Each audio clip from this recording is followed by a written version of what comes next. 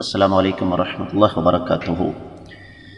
معزز خواتین و حضرات، کائنات کے امام صلی اللہ علیہ وسلم کی حدیث مبارکہ کا سبق مشکات المصابیح سے زکوٰۃ کے مسائل اور باب ہے بہترین صدقہ کون سا ہے، 1960ویں حدیث کتاب میں اور 13ویں حدیث باب میں۔ وعن ابی ہریرہ رضی اللہ تعالی عنہ قال جاء رجل الى رسول اللہ صلی اللہ علیہ وسلم فقال عندي دینار فقال انفقه على نفسك قال عندي آخر قال انفقه على ولدك قال عندي آخر قال انفقه على أهلك قال عندي آخر قال انفقه على خادمك قال عندي آخر قال أنت أعلم۔ رواہ ابو داود والنسائی۔ معزز خواتین و حضرات، میرے علم کے مطابق یہ حدیث سند کے اعتبار سے بالکل صحیح ہے۔ ترجمہ اس حدیث کا یوں بنتا ہے کہ سیدنا ابو ہریرہ رضی اللہ تعالیٰ عنہ سے روایت ہے کہ ایک آدمی کائنات کے امام صلی اللہ علیہ وسلم کے پاس آیا اور آ کر یہ کہنے لگا کہ اللہ کے رسول صلی اللہ علیہ وسلم، میرے پاس ایک دینار ہے، فرمایا اپنی ذات پر خرچ کرو۔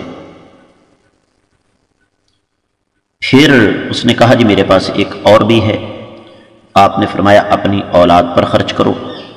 اس نے کہا میرے پاس ایک اور بھی ہے، آپ نے فرمایا اپنی اہل و عیال یعنی بیوی پر خرچ کرو۔ اس نے کہا میرے پاس ایک اور بھی ہے، فرمایا اپنے خادم پر خرچ کرو۔ اس نے کہا میرے پاس ایک اور بھی ہے، تو آپ نے فرمایا اس کو جیسے چاہو خرچ کرو۔ معزز خواتین و حضرات، یہ حدیث مبارکہ تھوڑی سی تفصیل طلب ہے اور اس پر ہم سب کو غور کرنا چاہیے۔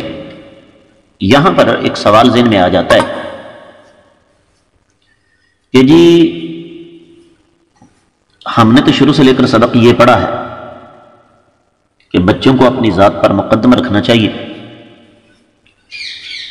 تو یہاں اللہ کے رسول صلی اللہ علیہ وسلم نے ہمیں تعلیم یہ عطا فرمائی ہے کہ سب سے پہلے اپنی ذات کو مقدم رکھو۔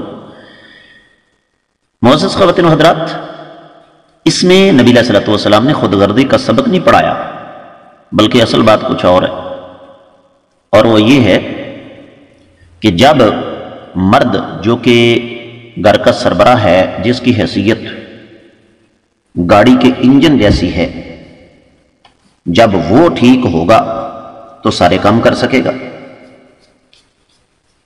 بالعموم جب ہم ہوائی جہاز میں سفر کرتے ہیں تو وہاں پر جو ابتدائی ہدایات دی جاتی ہیں ان میں سے یہ ہے کہ جب ایمرجنسی سانس بند ہونے لگے تو آکسیجن ماسک اوپر سے خود بخود نیچے آئے گا۔ اگر آپ کے ساتھ بچہ ہے تو سب سے پہلے آپ اپنا ماسک پہنائیں، اپنے آپ کو پہنائیں، پھر بچے کو پہنائیں۔ اس کی وجہ کیا ہے، اس کا سبب کیا ہے کہ جب آپ کی سانس صحیح طریقے سے بحال رہے گی، آپ کی جسمانی توانائی بحال رہے گی، تو آپ اپنے بچے کے لیے بھی کچھ کر سکیں گے۔ بچے کو ماسک پہناتے پہناتے آکسیجن کی کمی کی وجہ سے آپ کی اپنی سانس اکھڑنے لگے تو آپ کچھ بھی نہیں کر سکیں گے۔